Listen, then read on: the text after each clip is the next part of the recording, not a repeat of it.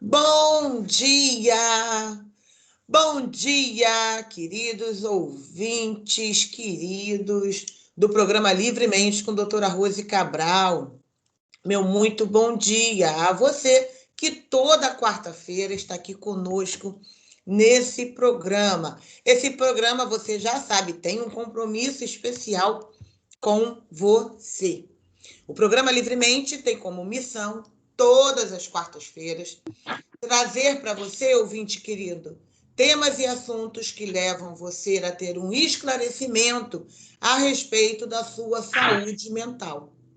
Esse programa tem o propósito de trazer uma percepção do que é um processo terapêutico. Então, os temas semanais que nós trazemos aqui levam você a uma reflexão, levam você a uma descoberta, e isso traz um entendimento de quem nós somos, um entendimento muitas vezes do que você está passando, e ouvindo aqui os nossos profissionais convidados, você tem sempre uma chance ou uma oportunidade, em se identificando, receber aqui orientações que vão fazer com que você melhore a tua condição, leve você a uma tomada de decisão, a uma mudança e um cuidado com relação à sua saúde mental.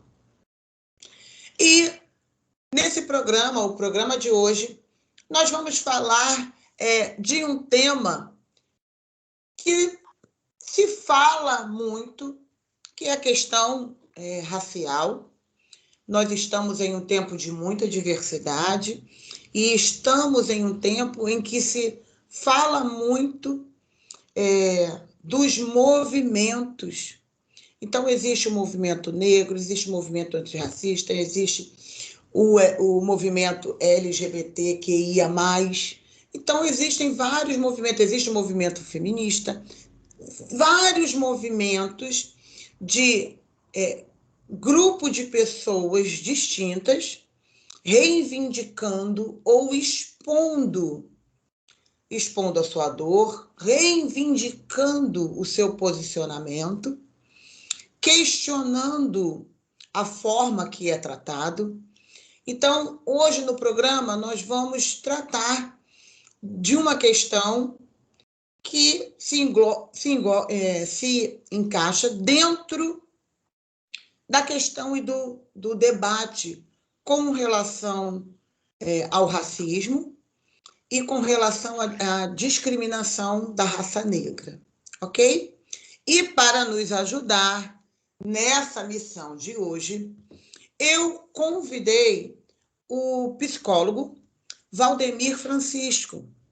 Ele é coordenador do CAPS Guapimirim, chefe de divisão de saúde mental da Prefeitura de Belfor Roxo e pesquisador do sofrimento da população negra, que inclusive é tema do seu mestrado na UERJ, que vai ter o tema O Risco de Suicídio de Adolescentes Negras. Bom dia, doutor Valdemir. Bom dia, Rose. É um prazer estar com todos vocês nesses dias, com todos, todas e todes, e vamos para o nosso bate-papo. Que bom, é um prazer imenso. Legal esse tema, né? Inclusive foi um dos motivos, acompanhando o seu trabalho na rede social, um dos motivos do meu convite foi justamente essa questão da sua pesquisa a respeito do sofrimento da população negra. E dentro dessa questão de população negra e de raça e de questão racial, existe um tema que vai esbarrar em muitas pessoas que são de raça negra ou que ainda não se identificam como negras, que é a questão das pessoas pardas ou mestiças. E aí a gente vai entrar por um estudo, por uma pesquisa, por uma questão do embranquecimento que a raça negra sofreu desde a abolição da escravatura, e de lá para cá, uma miscigenação. Falando-se de Brasil, essa miscigenação é muito forte.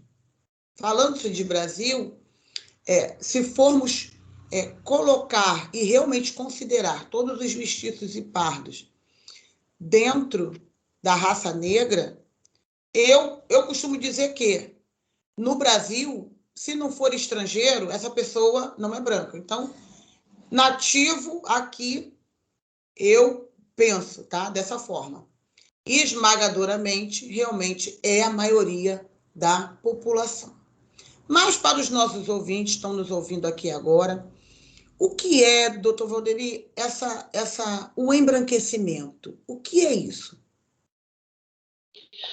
Para falar desse tema, Rose, e só um adendo, eu ainda não sou o doutor. Daqui a pouco, talvez o serei. Espero caminhar até lá, mas ainda não. Só Valdemir mesmo. Bem, esse tema ele é um tema que ele é muito caro para mim e para o movimento do qual faço parte.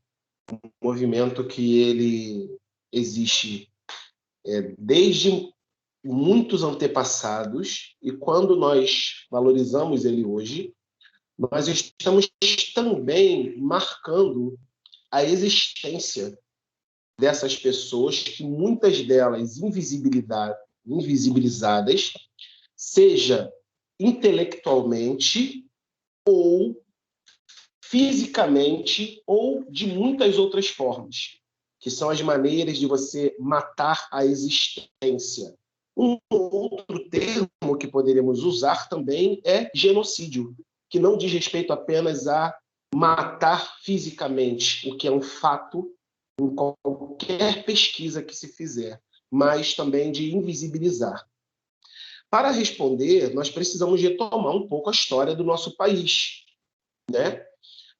O Brasil ele foi invadido em 1500, porque um termo que se usa de descobrimento é um termo que ele parte de um pressuposto que é a visão do europeu. Mas se imaginarmos, né, que você e eu estamos aqui em nossos lares, em nossa casa, ou no nosso consultório, e aí vem alguém de fora e ele chega e encontra você na sua casa, mas ele diz, não, eu acabei de descobrir essa casa, e agora a sua casa é nossa. Foi isso que aconteceu aqui no Brasil, que havia uma população indígena aqui, populações indígenas, nações indígenas, muitos povos originários, e os portugueses invadiram essa terra. Quando isso aconteceu, eles também trouxeram outras populações africanas em diversos países. Por mais que seja óbvio, a África não é um único lugar. Ela é composta por muitos países, muitos povos, muitas culturas que dialogam entre si.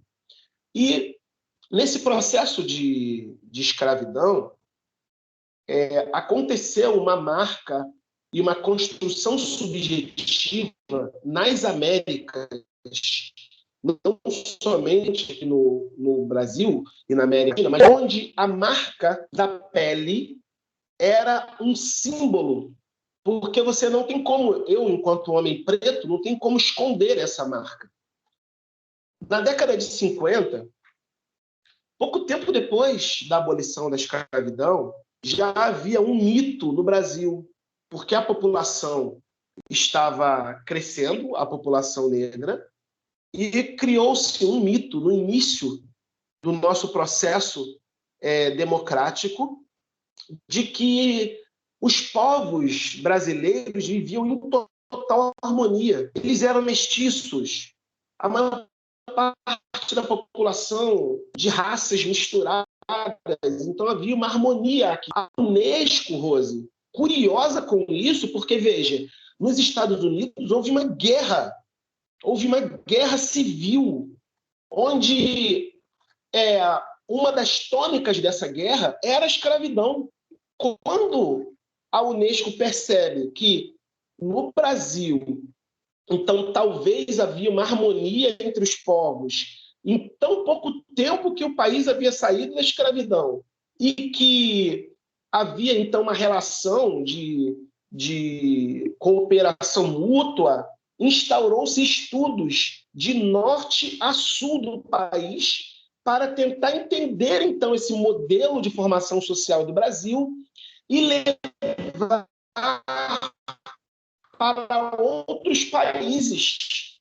O que é que essa tal democracia racial era uma mentira, que não, que as populações que viviam no Brasil viviam em parâmetros sociais, econômicos, de relações entre si muito distantes, a ponto de um dos teóricos, que também era um pesquisador dessa época, chamado de Horaci Nogueira, escrever um trabalho onde ele fala sobre o preconceito racial de marca e o preconceito racial de origem, que é nos Estados Unidos. O que é curioso, que nem autoridades grandes em nosso país, às vezes, entendem a diferença de que lá nos Estados Unidos, se você tem uma pele totalmente branca, mas você é neto de uma pessoa negra, lá você é negro. Porque o preconceito racial lá é pela origem negra e não apenas pela tonalidade, pelos traços fenotípicos, ou seja, pelas marcas dos traços de rosto, de tipo de cabelo, cor dos olhos, estilo da testa, o nariz, o lábio, a cor da pele. Quando se entende que essa população, aqui no Brasil, essa massa de população que é chamada de parda, ela, na verdade, vive em condições muito parecidas com a da população preta, e que a marca da construção histórica dessa população, também é colada com a população preta, que é outrora escravizada. Então, esses teóricos, dos quais eu sou parte de pesquisa, enquanto pesquisador, ainda que pesquisador iniciante, é definir, enquanto população negra, esse somatório de pessoas relacionadas à etnia preta e parda que formam a população negra no Brasil. Tem uma autora chamada Noemi Moritz-Kohn, Rose, que ela escreve um livro, Psicanálise, o Racismo no Brasil, Questões para a Psicanálise. Esse é um livro maravilhoso. Eu acho que todos os psicólogos, psicanalistas deveriam ler esse livro pelo arcabouço que ele tem de história, de explicações e de questões relacionadas à nossa população. E interessante que um dos censos que uma das escritoras traz aponta que quando a pessoa, o pesquisador ali do censo, ia perguntar para a pessoa qual é a sua raça ou etnia, ou a raça-cor, e a pessoa diz, quando eles reuniram os dados, haviam, pasme, 132 características de raça-cor. As pessoas diziam assim: eu sou cor de burro quando foge, eu sou cor morena jambo, eu sou cor de doce de leite, eu sou bombom chocolate. Diziam das mais variadas, morena, eu sou café com leite, eu sou quase preto. Mas afirmar-se negro no Brasil, só esse fato de se afirmar parte desse grupo já simboliza que você é um outro. Porque hoje, quando as pessoas, por exemplo, entram uma pessoa, ainda mais se for um homem negro em um ambiente, dependendo do contexto do lugar e de como esse homem negro chegar, automaticamente ele é considerado perigoso. Ele é perigoso a priori. Ele é um risco social. E se ele é um risco, então automaticamente o risco deve ser eliminado. E não é à toa que pesquisadores como o doutor Kazumba, por exemplo, o genocídio que acontece em relação aos adolescentes negros, como adolescentes e crianças brincando de videogame dentro de casa, policiais entrando e ali mataram. Agora,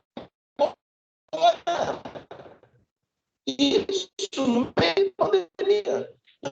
É um tema importante, um tema que deve ser tratado, porque ele, no aspecto psicanalítico, uma maneira de negação da população brasileira de lidar com esse mal-estar em relação à nossa história. Só que falar sobre isso é também marcar não somente o lugar do negro, é marcar também o lugar do branco. Porque, veja, a Maria Lúcia, que é uma das pesquisadoras do embranquecimento, quando ela olha para essa questão do embranquecimento e colocando para dialogar com ela Neuza Santos Souza, que escreve um trabalho maravilhoso chamado Tornar-se Negro, essas autoras, quando elas dialogam, o que elas estão trazendo? Que há um ideal de eu na sociedade. Há um ideal de eu e um eu ideal a ser alcançado pela população. E esse ideal de eu, e esse eu ideal, ele é branco, homem, hétero. E as pessoas que não se encaixam exatamente neste ideal, muitas vezes são consideradas na posição do outro. E isso gera muito sofrimento. Daqui a pouco voltamos para falar um pouquinho mais disso, porque se deixar eu fico horas falando direto sobre esse tema. Mas você está aqui realmente para tirar as nossas dúvidas e trazer para nós esse entendimento, ok? Por quê? Eu identifico na minha própria vida. Por exemplo, eu sou, de certidão de nascimento, eu sou considerada parda. Fui criada em um ambiente mãe negra, parentes de mãe negra, pai branco, parentes de pai louros e brancos. Então, eu me lembro dessa questão da raça e dessa identidade racial, ela não ser construída. Então, se aconteceu comigo, eu entendo que nas famílias pardas, de todo mundo que é pardo, ou mestiço, ou moreno, ou café com leite, ou cor de burro quando foge, porque realmente há essa linguagem. Porque eu me lembro quando eu era menor e eu dizia no meio das pessoas, não, eu sou da cor. Por quê? Porque no meio lá da família da minha mãe, parente da minha mãe, o tio mais retinto, dizia, não, eu sou da cor. E quando eu dizia eu sou da cor, as pessoas diziam, não, você não é da cor. Da cor é preto, da cor é preto, da cor tem nariz largo, da cor tem os beiços mais largos. E eu, às vezes, até argumentava. Ué, mas você sabe que negros têm várias raças. Tem o negro bantu, que tem uma característica, tem o negro sudanês, que tem as feições diferentes. Então, você sabe disso.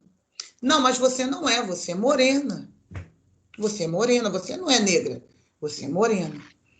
Então, essa construção, ela foi realizada, por exemplo, na minha vida, mesmo a minha mãe sendo de origem negra, mesmo minha mãe sendo da Bahia, em que na Bahia a população muita população negra, então lá a raça predominante é realmente a negra.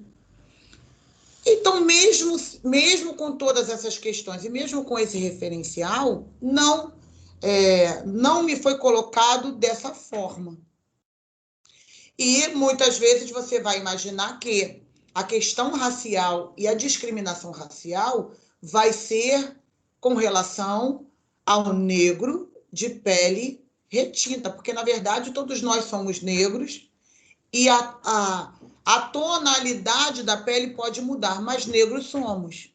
Eu, no meu caso, então, estou colocando aí para ouvir a opinião do Valdemir.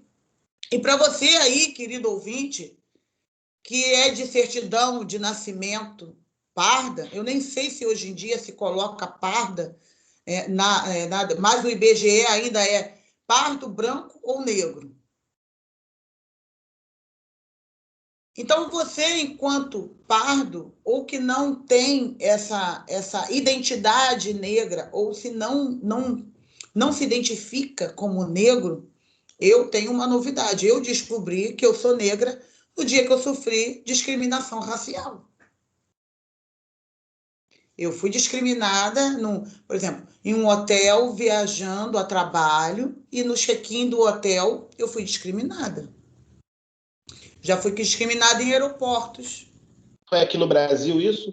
Foi no Brasil. Um hotel, viajei a trabalho, numa empresa multinacional que eu trabalhava, 5 estrelas.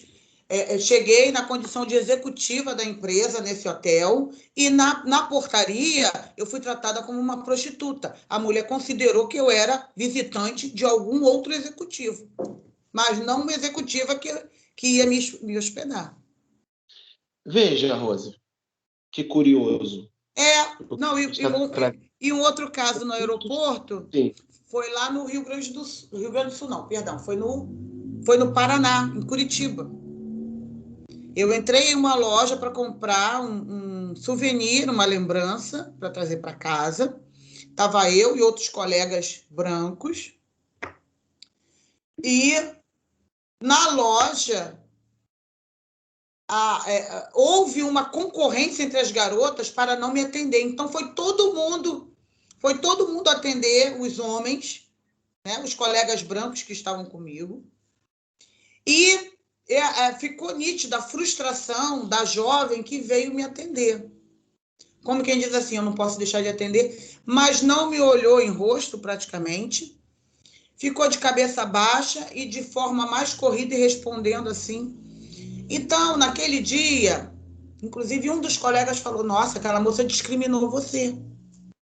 Que engraçado, né? Você nem é preta. Olha o pensamento do meu colega de trabalho branco. Ela te discriminou. Mas engraçado, você nem é preta. Porque também é o conceito daquela pessoa branca com relação à minha cor. Mas que engraçado, você nem é preta. Ou seja, se fosse de pele retinta, seria fatídico você sofrer isso? Então, tirando da minha individualidade, que eu, percebendo essas coisas, eu entendi que eu não era morena. Eu entendi que era negra. Sim. Discriminada como negra. Então, daquele momento em diante, eu entendi que a minha identidade não havia sido trabalhada a partir dessa questão. Então, eu tenho familiares brancos, familiares negros, mas eu sou aquela pessoa meio termo, aquela pessoa que tem uma pele diferenciada, mas não é exclusividade. Eu descobri que o tom da tua pele não livra você do racismo.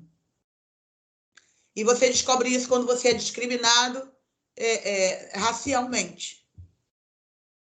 Porque ali não é o teu lugar. Porque se você está no lugar em que você não é branco, isso que exatamente o Valdemir falou. Se você não é branco, se você não é homem, se você não é hétero, você é discriminado. Então, a gente entende, percebe isso quando você vai sofrer na pele. A partir desse momento, realmente, a minha fala mudou, o meu entendimento enquanto mulher negra mudou também. Você tinha quantos anos? Eu já tinha mais de 30 anos, eu devia ter uns 32 anos quando isso aconteceu. Desculpa que eu interrompi, não me senti... a curiosidade foi muito mais forte de entender. Mas, claro, pode perguntar o que você quiser. 32 anos. De entender com que idade você começou a se descobrir negra. Uhum. Olha que coisa. Deixa eu vou esperar para eu poder falar, né? Porque eu te interrompi, desculpa. Então, né, buscando essa identidade de negro e pesquisando também, porque aí você vai começar a pesquisar. Por quê? Porque quando a gente encontra outras pessoas que são negras também, independente do tom da pele, que aí agora, para mim, todo mundo é negro. Para mim, esse negócio de pardo acabou. É negro. Então, eu vejo pessoas assim,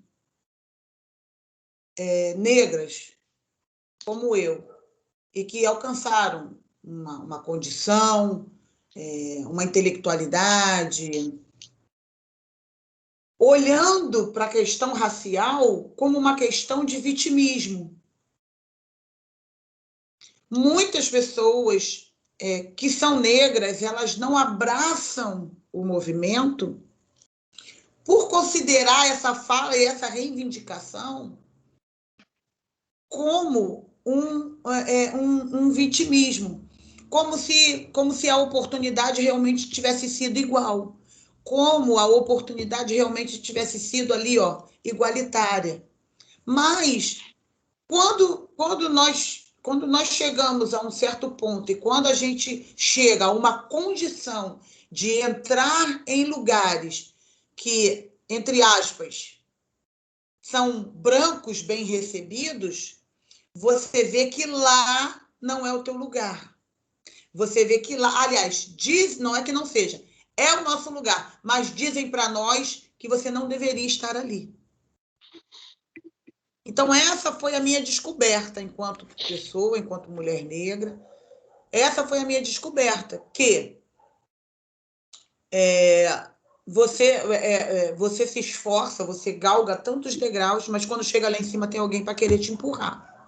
Uhum. E é essa posição lá em cima que eu entendo hoje, no meu entendimento, é essa posição lá em cima que impedem que a população negra chegue, e se chegar, tenta tirar, ou tenta colocar de lado.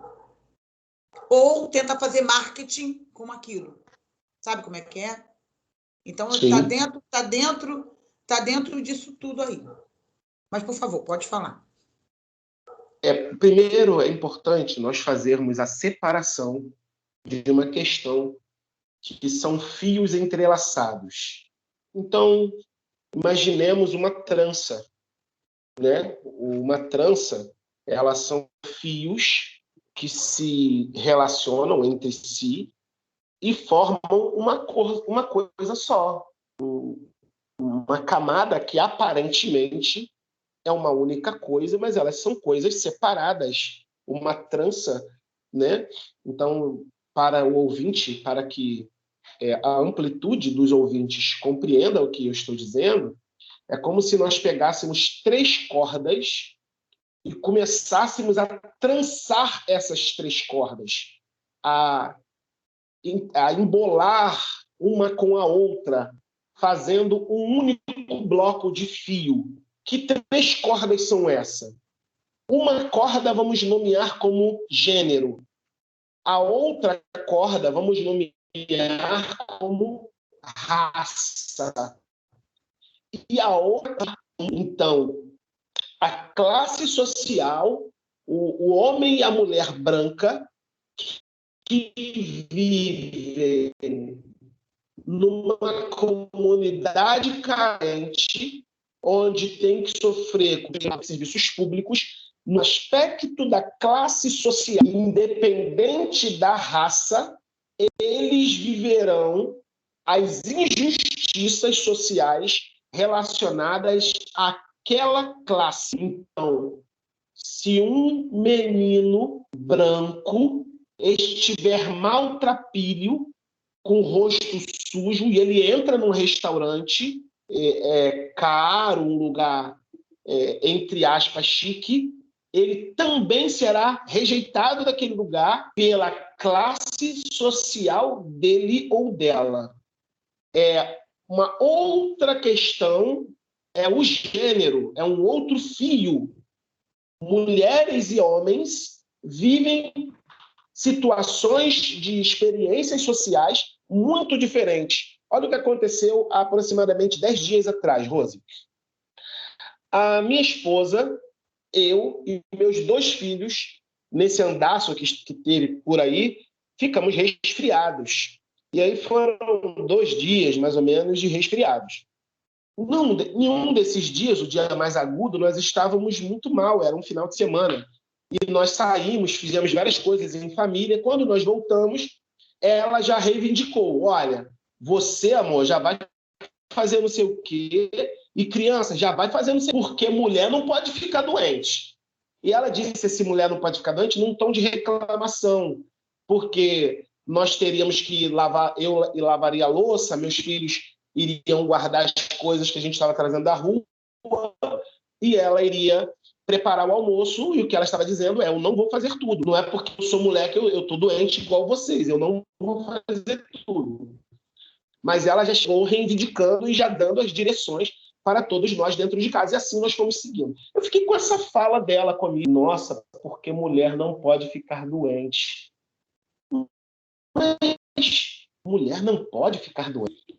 Poxa, mulher não pode ficar doente. Mas mulher não pode ficar doente? Porque se a mulher adoecer, como que fica a função social dela? Mas quando o homem adoece, como que fica a função social dele dentro de casa? Vê que eu vou explicar rapidamente, mas só para todos vocês ouvirem isso, é muito nítido, porque é na nossa experiência. Só que tem uma característica na sociedade brasileira. As coisas aqui, inclusive as violências, elas ficam veladas, elas ficam embaixo do pano, meio proibidas de se falar. A palavra morena, ela é uma palavra dessas, que é uma forma de esconder que é um negro que está ali. Não, é uma morena. Não, não sou preta, não, sou morena. Negar a existência. E é velado, é no atendimento, é no tete-a-tete. É uma violência que ela se faz pelo silêncio, às vezes.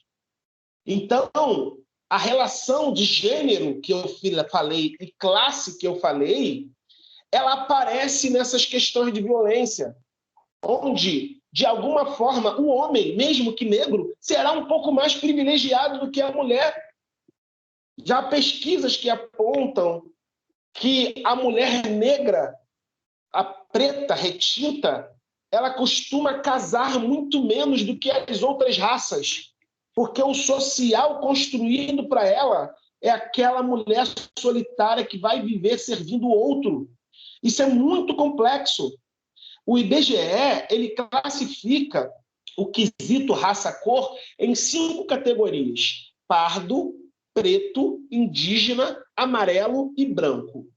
A população negra é justamente essa, que é a reunião entre as categorias parda e preta.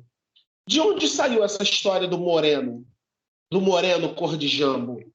O processo de embranquecimento, que é o que nós estamos discutindo aqui, é que ser branco é uma forma de existir, mas essa não é a única forma de existir. Eu estive em Roma, Rose, no Vaticano, e eu procurei nos quadros pintados, há muito tempo antes de eu e você existir, se eu encontrava um anjo preto. Veja, no ideal, no imaginário, aliás, do católico, do cristão, um anjo preto é o quê? Não é um anjo, é um demônio. A cor preta, ela tem um símbolo representante de um outro, aspectos que estão intrínsecos no sujeito, mas para que ele não tenha contato com aquilo, ele considera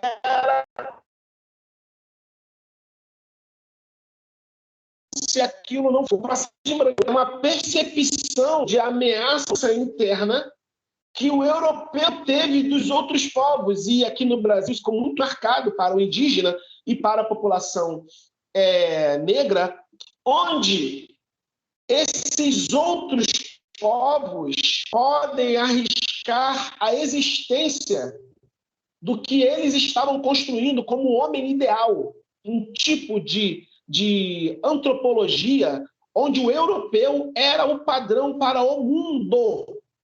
Sim, é um absurdo, mas é isso que existe e existiu e existe até hoje. Quando você traz várias falas significativas, Rose, na sua fala. A primeira que eu gostaria de destacar é descobrir-se negra aos 32 anos. Você, ouvinte, que está nos escutando, e talvez você é um homem ou uma mulher branca, você acha isso estranho. Como assim? A pessoa só descobre a sua raça, cor, aos 32 anos de idade. Que coisa estranha. A minha sobrinha, ela é filha, Rose, de uma mulher e um homem pardo, só que a vertente da família dele é praticamente toda indígena e branca. E tem, sim, traços, né, da negritude, mas a minha sobrinha acabou nascendo com a pele clara, com traços de negra e um cabelo encaracolado. E uma outra sobrinha, que é preta, e nós conversando, e elas diziam... e essa que ela tem a pele clara, ela me perguntou, mas tio, o que eu sou? Olha a confusão mental na identidade que isso causa. Eu queria lembrar aqui, quem estiver vendo por vídeo, e você vai poder ver, mas quem estiver acompanhando por áudio não poderá fazê-lo, mas eu vou nomear aqui e você poderá escutar. Que é o capítulo desse livro que eu escrevo, né? Do livro Seja Homem. É um livro que eu participei enquanto coautor, onde no capítulo que eu escrevo, e também o Humberto Baltar, que ele é um dos fundadores do coletivo Pais Pretos Presentes, que é um coletivo maravilhoso, por sinal, falamos da importância da participação de homens e mulheres negras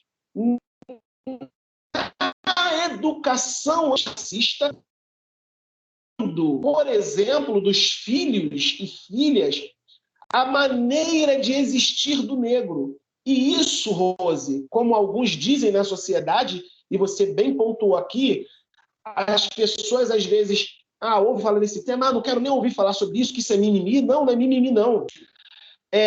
No programa Roda Viva, quando o Silvio Soares esteve, e, se eu não me engano, foi ano passado, e ele foi perguntado justamente sobre isso, porque ele escreve um livro chamado Racismo Estrutural. E no livro dele, Rose,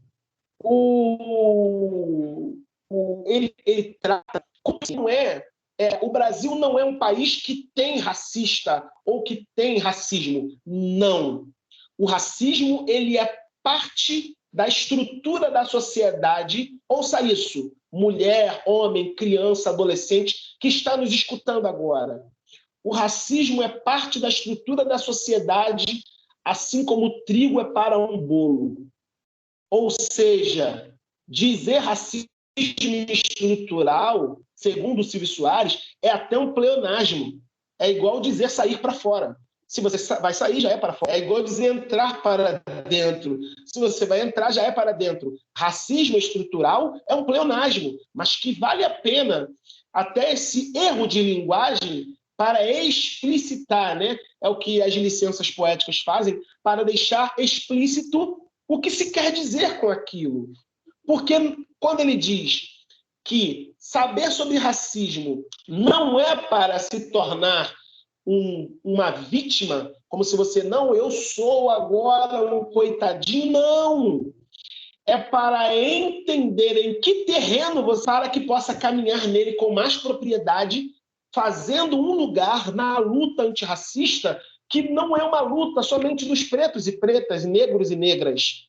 É uma luta de toda a sociedade, porque esse mal ele atinge diretamente a população. Por exemplo, Quando a população de territórios que foram tidos como perigosos pela desassistência do poder público, e hoje a gente vê esses territórios sofrendo com tiroteios, etc. e tal, quem sofre lá dentro não são só os negros, são brancos, são pardos, indígenas. Então, quando nós lutamos pela melhoria da qualidade de vida da população negra, nós estamos lutando pela melhoria de vida da população brasileira.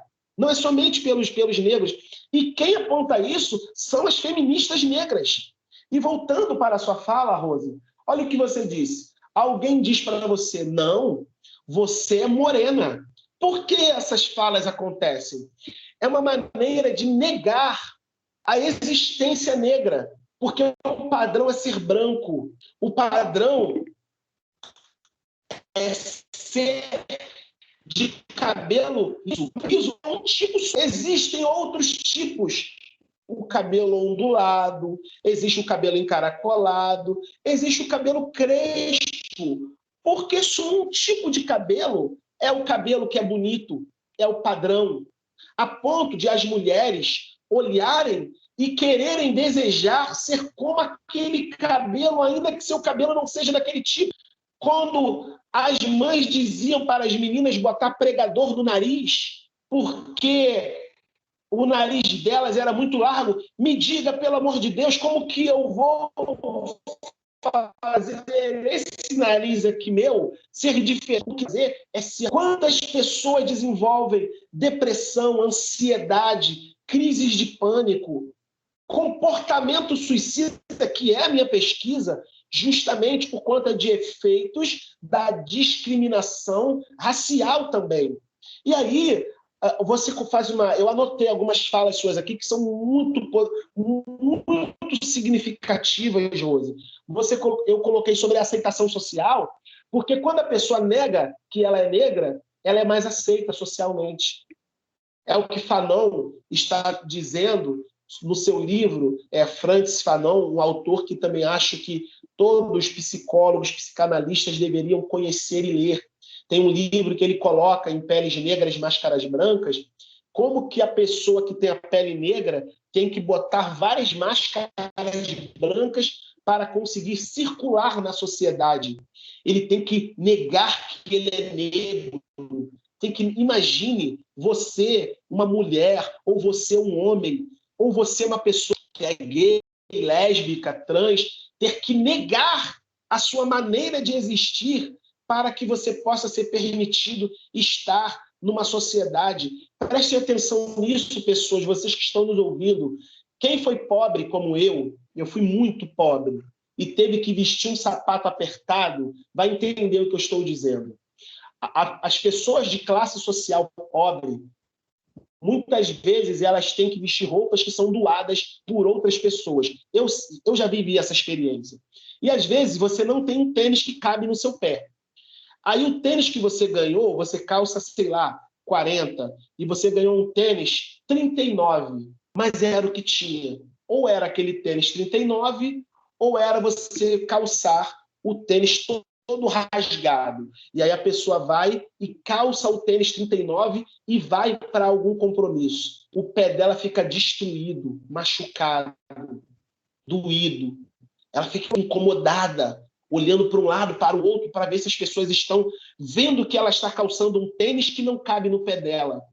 Pois é, querer que você negue a sua existência é como se você estivesse colocando um tênis 39 nos pés de uma pessoa que calça 40 ou 41. Mulheres que, pela imposição da beleza, às vezes têm que fazer amarre no corpo e várias outras coisas para se encaixar em um determinado padrão social para ser aceito. Sabe por quê? A psicanálise traz a questão da aceitação social na relação do amor. O que é aceito é o que se ama. Porque o que não é aceito é rejeitado, é o outro, é o conceito de outridade, que é desenvolvido também por uma autora chamada Grada Quilomba, que fala a respeito dessa alienação do lugar que você falou, Rose. Ela fala sobre essa coisa do o seu lugar não é aqui. Isso se chama exclusão social. Tem nome, e é uma violência a exclusão social. Quando eu conversei com a minha sobrinha para orientá-la, e eu falei, amor, o crivo é a maneira como a sociedade olha. Quando a sociedade olha para você, o que eles veem? Eles veem uma mulher branca ou eles veem uma mulher negra? E ela, tio, eles veem uma mulher branca. Falei, pois é, então ainda que sua mãe seja uma mulher preta, você tem traços fenotípicos que, quando postos na prova do social, você passa no crivo. É igual aquela história, você passa, você também passa, você não passa. Esse que não passa é justamente esse que no supermercado o segurança vai atrás dele. É esse que o policial para no trânsito ou na rua e diz, ei, você levante a mão. É esse que, quando chega numa loja, a pessoa não quer atender, porque o preto e o negro, o preto e o pardo, o negro, ele tem o fenotípico do serviçal. Então não tem que te servir.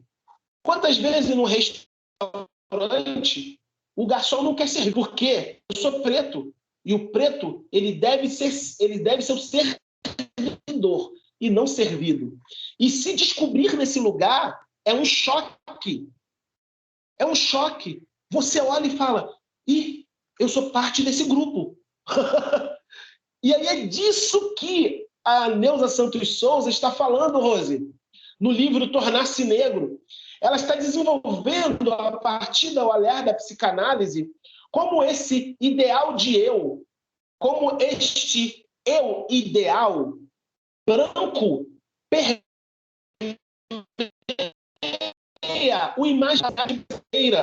E nesse imaginário, você precisa ser branco. Quando nós, então, começamos a nos descobrir negros, nos aceitar negros na nossa maneira de ser, no nosso jeito de existir, a Neuza Santos Souza coloca isso muito claro. Há um preço a pagar, porque vão falar que você é chato, que você está reivindicando. Imagina, se eu sou um homem machista e, de certa forma, estando numa sociedade que também tem estrutura machista, infelizmente, ações machistas, porque estranhei quando minha esposa disse, mulher não pode ficar doente, porque falei, nossa, que fala estranha, mas para ela é a violência na relação social que ela vive.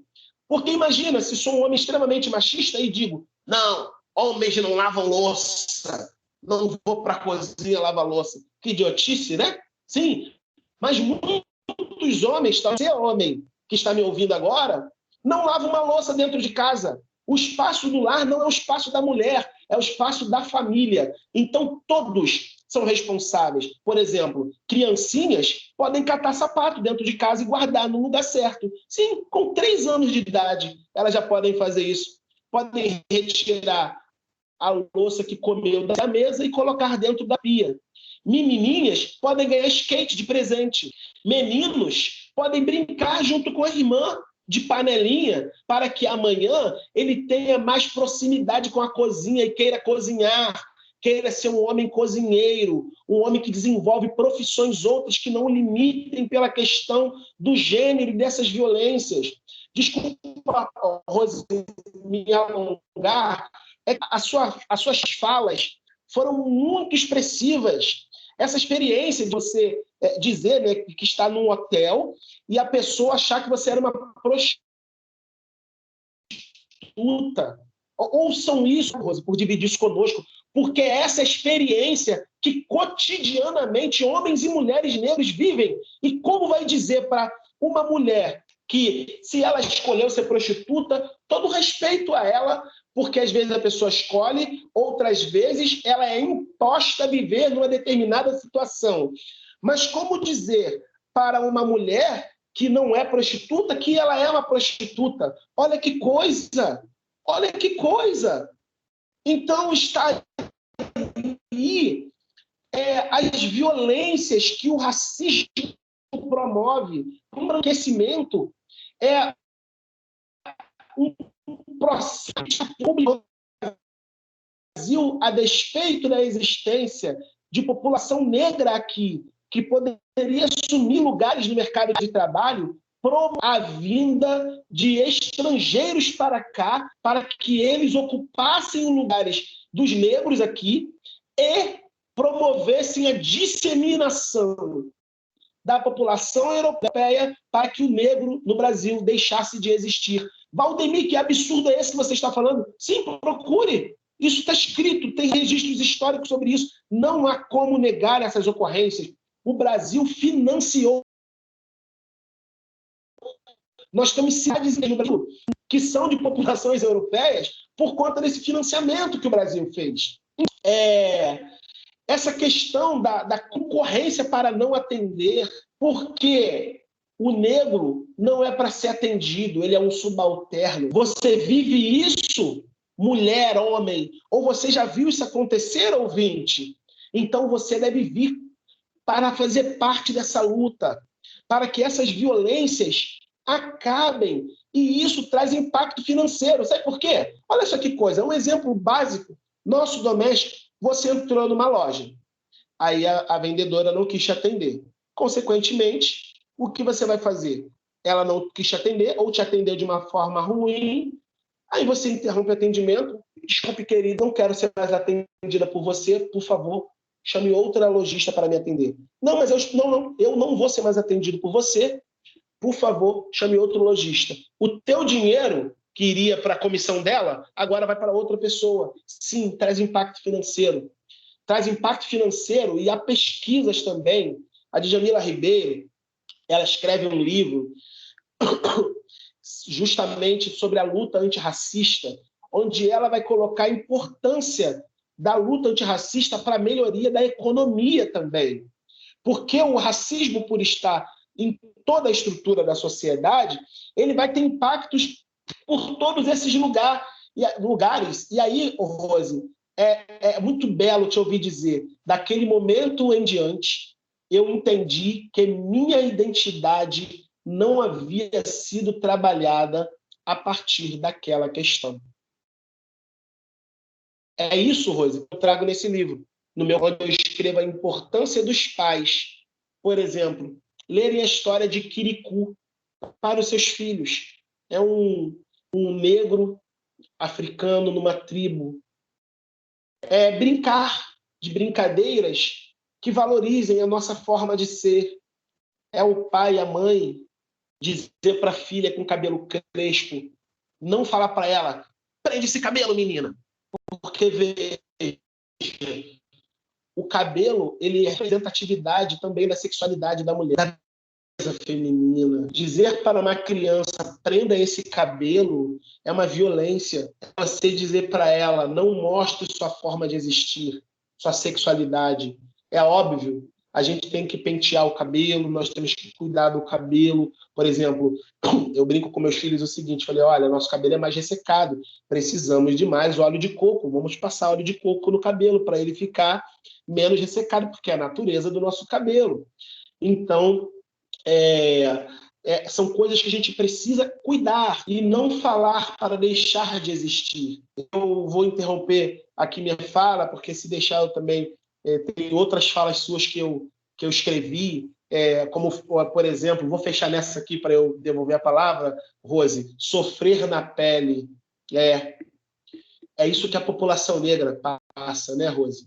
A gente sofre na pele, na nossa pele preta, com as máscaras brancas que a sociedade tenta impor em nós, e cabe a nós dizer as máscaras, porque um negro, quando começa a ascender socialmente, ele sofre a exigência de não ser mais negro. E se manter existindo negro, mesmo que ascendendo socialmente, é um trabalho, mas um trabalho que vale muito a pena, porque outros negros poderão nos seguir.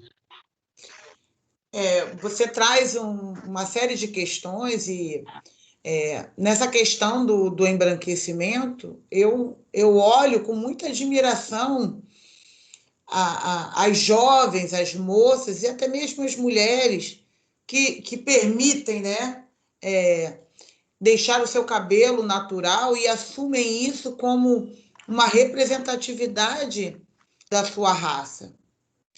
Eu, enquanto criança, sofri muito, porque eu nunca pude ter o meu cabelo como ele é realmente. Porque era uma guerra em casa para manter o cabelo sempre esticado, era sempre a questão do Enê, era sempre a questão do bob, era sempre a questão do pente quente, porque isso era uma cultura. As mulheres, eu fui criada, as mulheres da família esticando no pente quente. E até vinha a tal da pranchinha e não sei o quê, eu tratava o meu cabelo dessa forma. Muito Enê, muita prancha, muito Enê, muita prancha. Depois veio a evolução, mas o cabelo sempre esticado, o cabelo sempre alisado, o cabelo sempre... E enquanto negra, eu só descobri qual era a real textura do meu cabelo. Olha bem como isso é uma coisa que fica introjetado dentro de você e é uma coisa que você tem que lutar contra. No meu caso, como sempre o meu cabelo, né? E aí eu dizia assim, poxa, essa era a minha fala. Caraca, eu dei um azar, porque minhas irmãs também são mestiças como eu, mas as minhas irmãs tiveram sorte, o cabelo veio melhor, o cabelo veio liso, salvou o cabelo. Então, são falas que, dentro de uma casa em que tem essa questão, eu nasci com uma desvantagem, que o meu cabelo nasceu mais crespo que o das minhas irmãs, por exemplo. Então, as minhas irmãs não alisam o cabelo, mas as minhas irmãs não têm o cabelo tão crespo como eu tenho no meu natural. E eu sequer sabia a estrutura. Então, minha mãe negra guerreava com o meu cabelo para esticar. O meu pai branco dizia para ela, deixa o cabelo da garota, porque o cabelo da garota é bonito. O meu pai branco dizia, deixa o cabelo da garota, o cabelo da garota é bonito. E ela dizia, não, esse cabelo dá trabalho. Hoje eu entendo até que minha mãe, acho que tinha, de repente, preguiça, ou não tinha tempo, ou não levava jeito, porque realmente ela não teve assim esse cuidado. E ali o meu cabelo foi sempre o esticado. Meu cabelo foi sempre o esticado. Até que um certo ponto, o cabelo de tanta química ficou tão ruim, tão ruim, tão ruim, que não teve jeito. Eu tive que cortar tudo e deixar o cabelo natural. E aí, Valdemir, eu descobri a textura real do meu cabelo, e eu descobri como o meu cabelo é na realidade, eu já tinha, vamos colocar aí, 45 anos.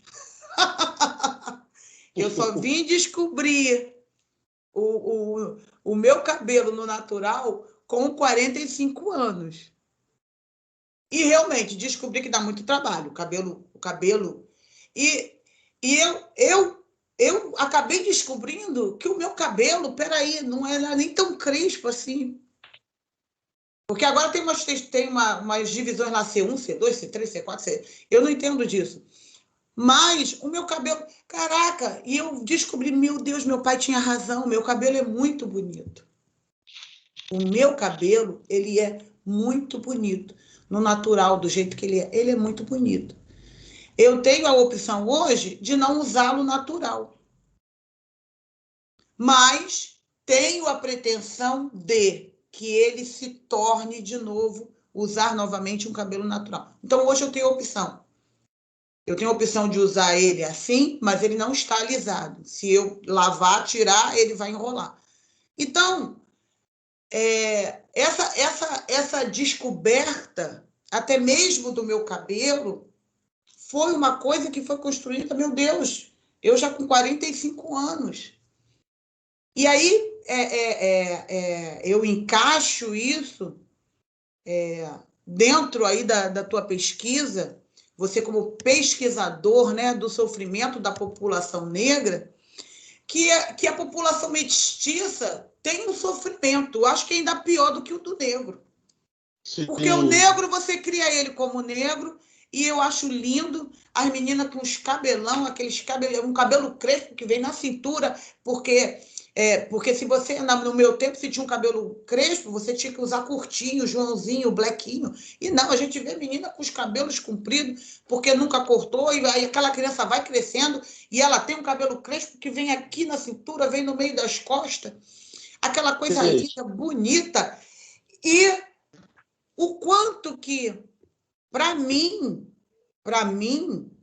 isso foi libertador, e o quanto, para mim, eu descobri o peso do que eu sofri há uma vida inteira por não me dar o direito de quem eu sou na realidade, na minha identidade, como na forma que ela é, de verdade.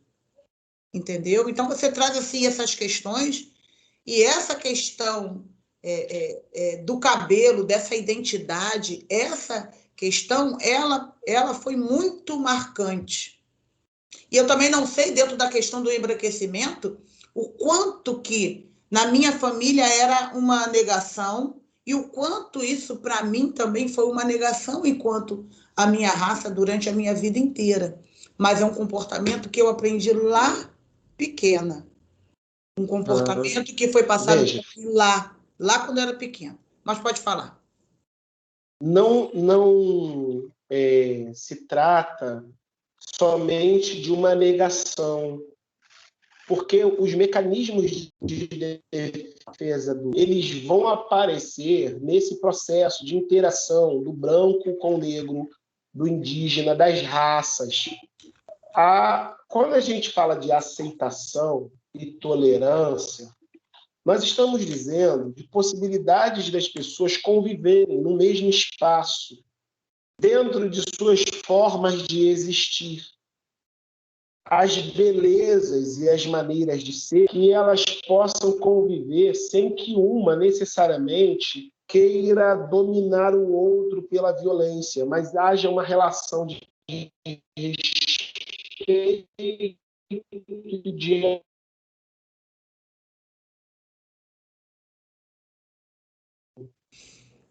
eu disse um não em fora de um sim, aliás, em fora de hora, agora há pouco, quando você me questionou se talvez a população parda sofra mais.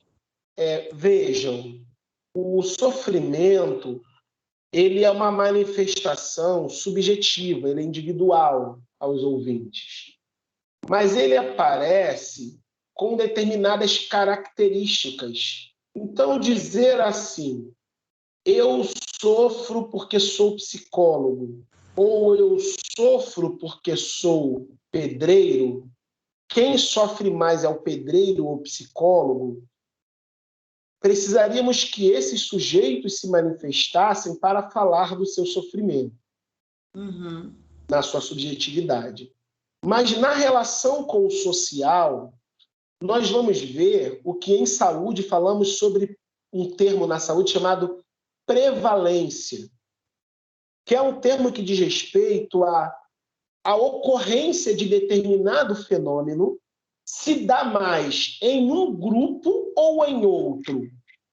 E aí isso, eu escrevi aqui para a importância de se gerar políticas públicas voltadas para a justiça social, justamente por isso. Eu queria falar, nesse momento, que a gente já está caminhando para o final, de um outro livro que escrevi um capítulo, que é o Perspectivas Epistêmicas Pós-Pandemia.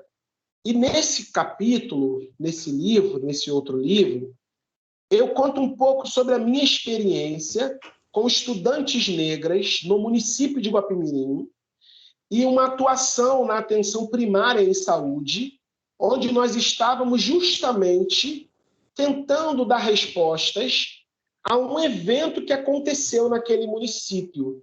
Então, em termos de injustiças sociais e da prevalência de determinados fenômenos, nós vamos ver isso muito claro na população negra. Quando olharmos para a população negra, também perceberemos subdivisões onde a incidência da violência acontece com mais frequência, que se dá notadamente nas mulheres pretas. Nas mulheres pretas. E eu não disse homens pretos, e nem homens ou mulheres pardas, porque estudos de vários espectros, como, por exemplo, na educação, apontam que as pessoas pretas têm maiores barreiras para avançar na população. Mas a ideia aqui não é dizer que o João sofre mais ou a Maria menos, mas para a importância de se desenvolver políticas públicas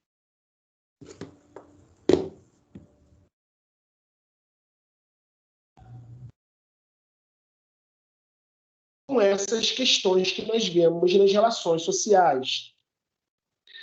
Por que eu estou dizendo isso, Rose? Um exemplo clássico é o município de Guapimirim, que não destoa do estado do Rio de Janeiro e nem do cenário brasileiro. O que eu trago aqui nesse capítulo que nós escrevemos desse livro, que inclusive foi lançado na semana passada, tivemos as autoridades públicas do município de Guapimirim, foi um momento histórico, Rose, muito gostoso, reconhecendo a importância de um trabalho de epistemologia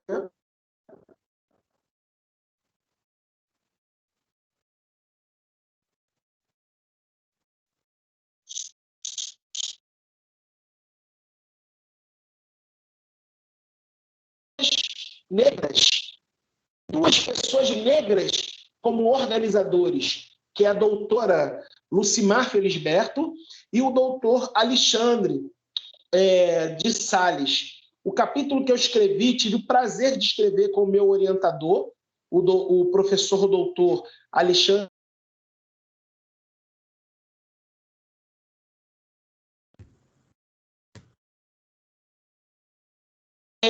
Rose. Entre o ano letivo de 2018 e 2019, 17 adolescentes em Guapimirim tentaram suicídio. Estudantes da rede pública, entre os anos letivos de 2017 e 2019, 2018 e 2019. Desses 17 estudantes, 14 eram meninas.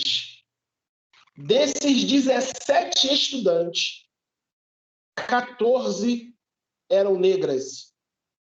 E desses 17 estudantes, só um não recebia o Bolsa Família. O recorte, ouvintes, de raça, de classe e de gênero é muito claro. Eram meninas pobres negras. É aquelas 3 fios ou 3 cordas que eu disse que se entrelaçam na manifestação de um fenômeno. Não vou ousar aqui em dizer que os adolescentes brancos e brancas que tentaram suicídio não estavam sofrendo. Não vou ousar dizer isso aqui, porque seria leviano da minha parte enquanto psicólogo. Mas o que estou olhando enquanto profissional de política pública é que a prevalência, ou seja, a maior ocorrência do fenômeno se dá em um público muito específico. Mas quando fomos oferecer o tratamento, oferecemos o tratamento para todos os que conseguimos. É justiça social que nós estamos falando.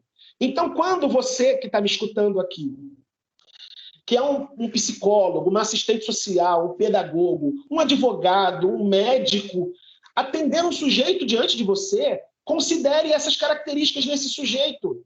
Porque talvez ele esteja participando de um grupo racial, étnico, que acaba sofrendo mais impactos pelas violências que nós sofremos, das quais uma é o racismo.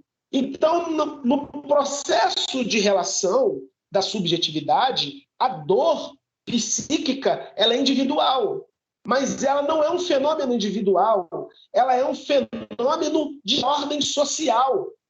E enquanto profissionais que olharmos esses aspectos, precisaremos necessariamente fazer essas considerações. Porque, como a Rose trouxe aqui anteriormente, nós sofremos isso na pele. Um psicanalista chamado Christian Dunker, que sou fã, leio, estudo muito sobre Christian Dunker, ele trata justamente sobre isso, quando ele vai falar do fenômeno do sofrimento, e ele aponta a metáfora do condomínio, que é o lugar onde se imaginou que as pessoas viveriam em harmonia, protegidas das violências do condomínios que são resorts, tem tudo, tem piscina, tem área de lazer, tem academia, tem spa, e aí parece até que manda uma mensagem, fique aqui, não precisa nem sair, que aqui tem tudo.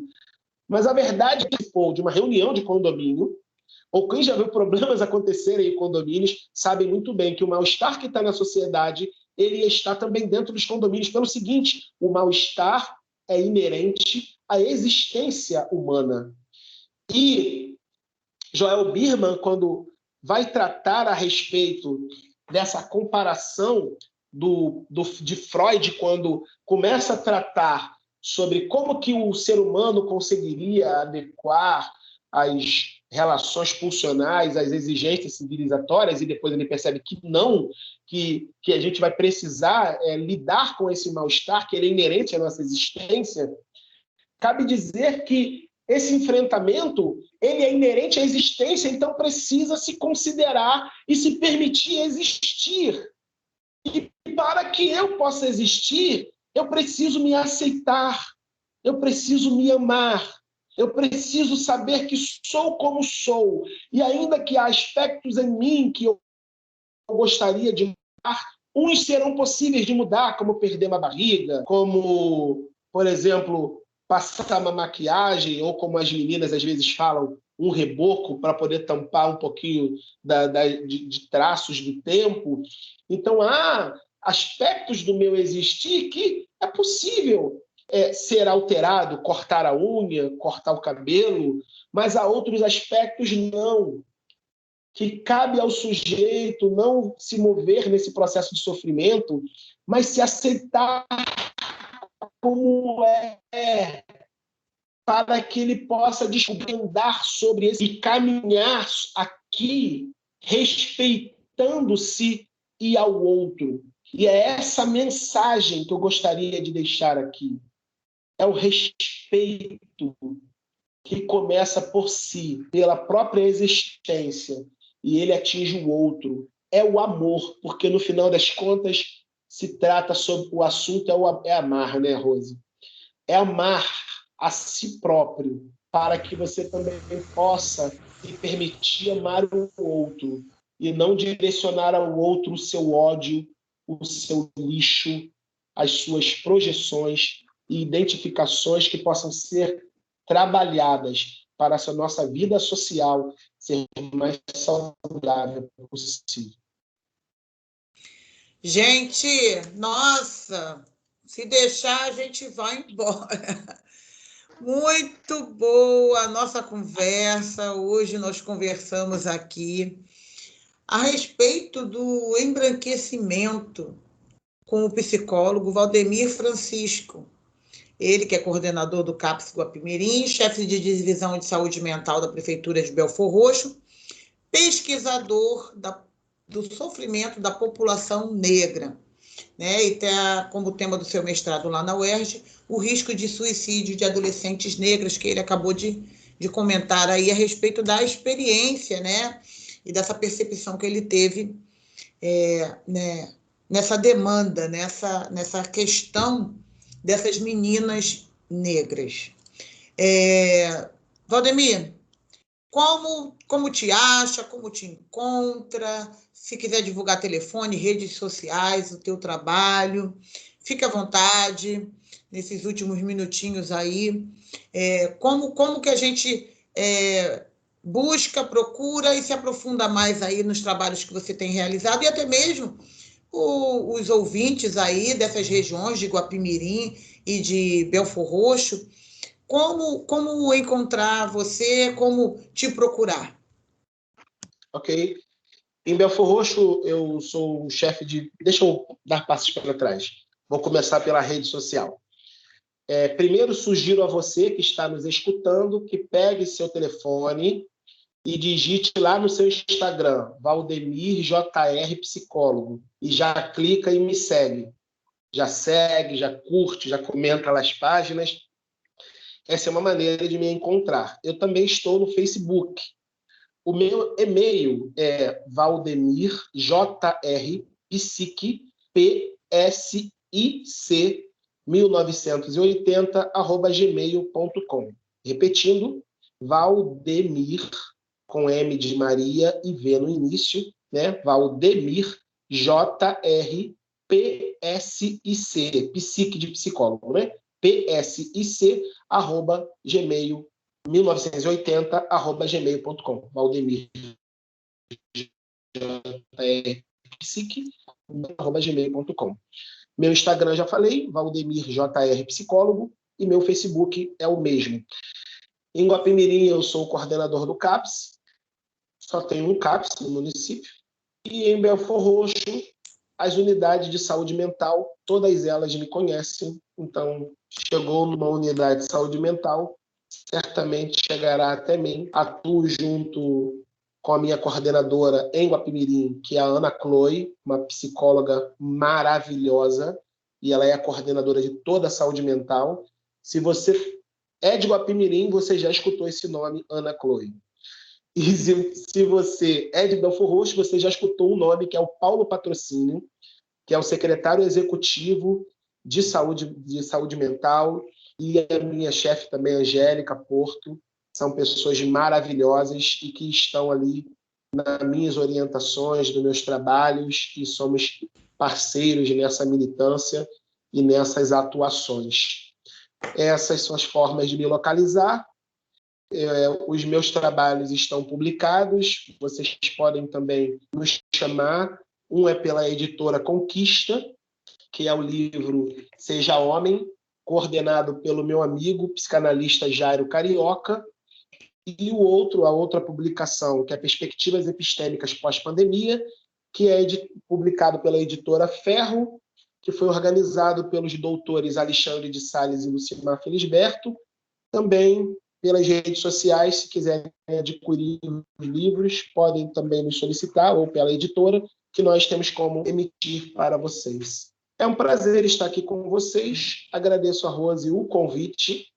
Estou aberto aí, eu faço fóruns, sou palestrante, sou psicólogo clínico.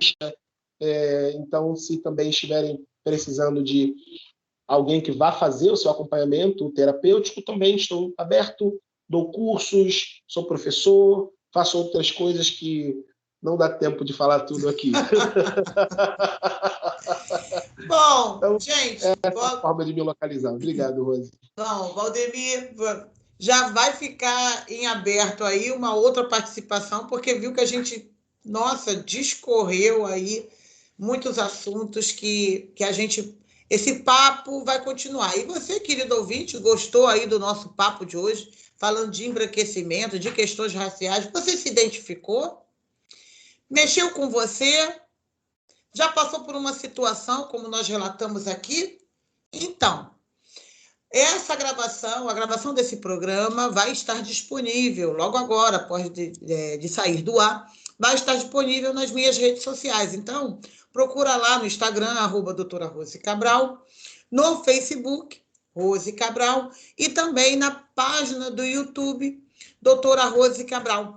Vai lá, confere, dá uma olhada, assiste novamente, dê sua opinião. E, olha, quarta-feira que vem tem mais. Deus abençoe a todos. Tchau, tchau. Valdemir, eu esqueci de fazer a chamada do intervalo. Rapidinho, deixa eu... Porque depois ela edita e corta e coloca. Uhum. Olha, passa rápido. Eu vou chamar o intervalinho, mas a gente volta já, já. Olá, estamos de volta. Programa Livremente com a doutora Rose Cabral. E nós estamos conversando hoje com o psicólogo Valdemir Francisco. E agora, no segundo bloco, ele vai dar continuidade aí nesse papo muito bom, muito interessante, muito gostoso, nessa manhã de quarta-feira.